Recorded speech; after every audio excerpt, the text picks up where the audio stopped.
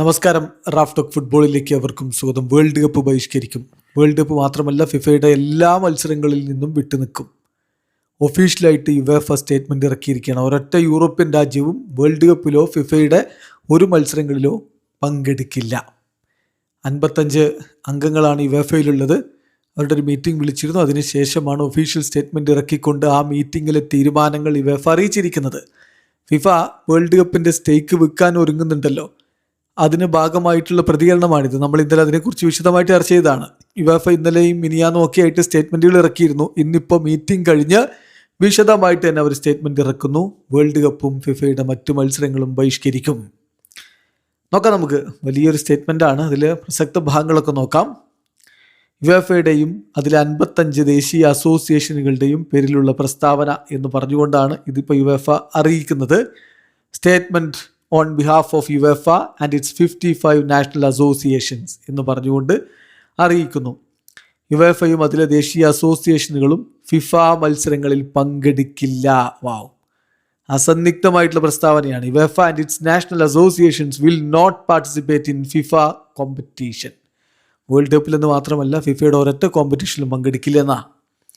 യുവേഫയും അതിൻ്റെ 55 അംഗ അസോസിയേഷനുകളും ഒറ്റക്കെട്ടായി നിലകൊള്ളുന്നു. വേൾഡ് കപ്പിൻ്റെയും മറ്റ് ഫിഫ മത്സരങ്ങളുടെയും ഉടമസ്ഥാവകാശ പങ്കാളിത്തം സ്വകാര്യ നിക്ഷേപകർക്ക് കൈമാറാനുള്ള ഫിഫയുടെ നിർദ്ദേശത്തെ ഞങ്ങൾ ഏകകണ്ഠമായും വ്യക്തമായും തള്ളിക്കളയുന്നു. ലോകകപ്പിനെ ഒരു നിക്ഷേപ ഉൽപ്പന്നമായി കാണാൻ കഴിയില്ല. ഫുട്ബോളിൻ്റെ ഏറ്റവും വലിയ കായിക പാരമ്പര്യങ്ങളിൽ ഒന്നാണത്. ഓരോ ഭൂഖണ്ഡങ്ങളിലുമുള്ള കളിക്കാരും ദേശീയ ടീമുകളും ആരാധകരും തലമുറകളായി കെട്ടിപ്പടുത്തതാണിത്. ഇതിൻ്റെ ഒരു ഭാഗവും സ്വകാര്യ നിക്ഷേപകർക്ക് അടിയറവ് വെക്കരുത്. വേൾഡ് കപ്പ് വിൽപ്പനക്കുള്ളതല്ല. ഫുട്ബോളിന് ഇത്രയധികം പ്രാധാന്യമുള്ള ഒരു നിർദ്ദേശം രഹസ്യമായി തയ്യാറാക്കിയതും കായിക രംഗത്തിൻ്റെ സംരക്ഷണം ഏൽപ്പിച്ചവരുമായി ഒരു വിധത്തിലും അർത്ഥവത്തായ ചർച്ചകളും നടത്താതെ അംഗീകാരത്തിൻ്റെ വക്കോളം എത്തിച്ചതും, അതായത് ഏതാണ്ട് ഇത് നടപ്പാക്കിയെന്ന രൂപത്തിലേക്ക് കൊണ്ടുപോയതും ഉത്തരവാദിത്വമില്ലായ്മയും ന്യായീകരിക്കാൻ കഴിയാത്തതുമാണ്. ഇത് നേതൃത്വത്തിൻ്റെ ഗുരുതരമായ പരാജയം മാത്രമല്ല, വേൾഡ് ഫുട്ബോളിൻ്റെ കാവലാളെന്ന നിലയിലുള്ള ഫിഫയുടെ ചുമതലയിൽ നിന്നുള്ള ഒളിച്ചോട്ടം കൂടിയാണ്.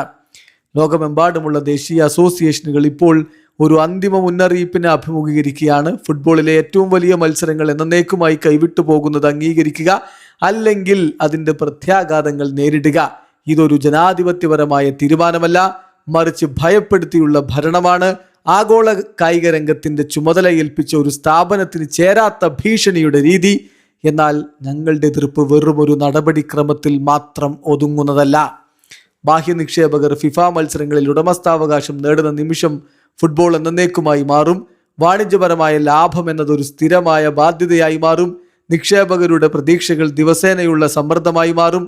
ആ നിമിഷം മുതൽ അന്താരാഷ്ട്ര മത്സര കലണ്ടറിലെ ഓരോ തീരുമാനവും, മത്സരഘടനയെക്കുറിച്ചുള്ള ഓരോ തീരുമാനവും, ഫുട്ബോളിൻ്റെ ഭാവിയെ രൂപപ്പെടുത്തുന്ന ഓരോ തീരുമാനവും കായിക രംഗത്തിന് എന്താണ് നല്ലത് എന്നതിനെ അടിസ്ഥാനമാക്കി ആയിരിക്കില്ല, മറിച്ച് ഓഹരി ഉടമകൾക്ക് എന്താണ് നല്ലത് എന്നതിൻ്റെ അടിസ്ഥാനത്തിലായിരിക്കും. ഈ മാതൃകയ്ക്ക് ലോക ഫുട്ബോളിൽ സ്ഥാനമില്ല.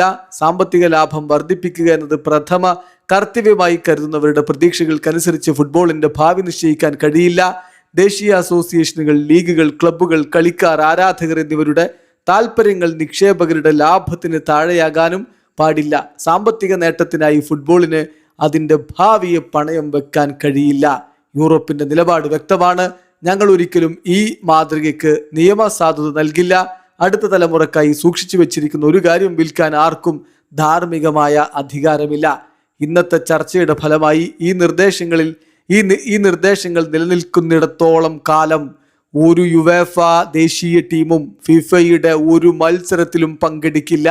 ഈ നിർദ്ദേശം പൂർണ്ണമായും ഉപേക്ഷിക്കുകയും ഫിഫ ഇനി ഒരിക്കലും ഇതിൻ്റെ ഭരണത്തിലോ മത്സരങ്ങളിലോ സ്വകാര്യ ഉടമസ്ഥാവകാശത്തിന് അവസരം നൽകില്ലെന്ന് ഉറപ്പു നൽകുകയും ചെയ്യുന്നതുവരെ ഇത് തുടരും. ആർക്കും യാതൊരു സംശയവും വേണ്ട. യുവേഫയും അതിൻ്റെ ദേശീയ അസോസിയേഷനുകളും പൂർണ്ണ നിശ്ചയദാർഢ്യത്തോടെ ഈ പദ്ധതികൾ എതിർക്കും. സ്ഥാപനങ്ങൾ എന്താണ് അംഗീകരിക്കാൻ തയ്യാറാകുന്നത് എന്നതിനെ അടിസ്ഥാനമാക്കിയല്ല, മറിച്ച് എന്തിൽ വിട്ടുവീഴ്ച ചെയ്യാൻ വിസമ്മതിക്കുന്നു എന്നതിനെ അടിസ്ഥാനമാക്കി വിചാരണ ചെയ്യപ്പെടുന്ന ചില നിമിഷങ്ങളുണ്ട്. ഇത് അത്തരമൊരു നിമിഷമാണ്. ചില കാര്യങ്ങൾ വിൽക്കാൻ കഴിയാത്തത്ര പ്രധാനപ്പെട്ടതാണ്. ഫിഫ വേൾഡ് കപ്പ് ഫുട്ബോളിൻ്റെതാണ്. അത് എപ്പോഴും അങ്ങനെ തന്നെയായിരിക്കും. യൂറോപ്പിനൊരു ശബ്ദം ഉള്ളിടത്തോളം കാലം അതൊരിക്കലും വിൽപ്പനക്കുള്ളതല്ല എന്ന് അതിശക്തമായ ഭാഷയിൽ യുവേഫ ഇതാ സ്റ്റേറ്റ്മെന്റ് ഇറക്കുന്നു. അതായത് ഫിഫ ഈ നിർദ്ദേശത്തിൽ നിന്ന് പിന്നോട്ട് പോകണം. ആ നിർദ്ദേശം അത്തരത്തിലുള്ള ഒന്ന് ഇനി ഒരിക്കലും നടപ്പാക്കില്ല എന്ന് ഉറപ്പും കൊടുക്കണം. അങ്ങനെ ഉറപ്പ് കൊടുക്കാത്തിടത്തോളം കാലം, അല്ലെങ്കിൽ ഈ നിർദ്ദേശങ്ങൾ ഫിഫ പിൻവലിക്കാത്തിടത്തോളം കാലം യൂറോപ്യൻ ടീമുകളൊന്നും ഫിഫയുടെ ഒരു കോമ്പറ്റീഷനിലും, അത് വേൾഡ് കപ്പിൽ നിന്ന് മാത്രമല്ല ഫിഫയുടെ ഒരു കോമ്പറ്റീഷനുകളിലും പങ്കെടുക്കില്ല എന്നുള്ള ഒരു പ്രസ്താവനയാണ് നടത്തിയിരിക്കുന്നത്. വീഡിയോ അവസാനിക്കുന്നത്. ഫുട്ബോൾ ലോകത്തെ കൂടുതൽ വിശേഷങ്ങളുമായി റഫ്ലക്സ് എത്താം.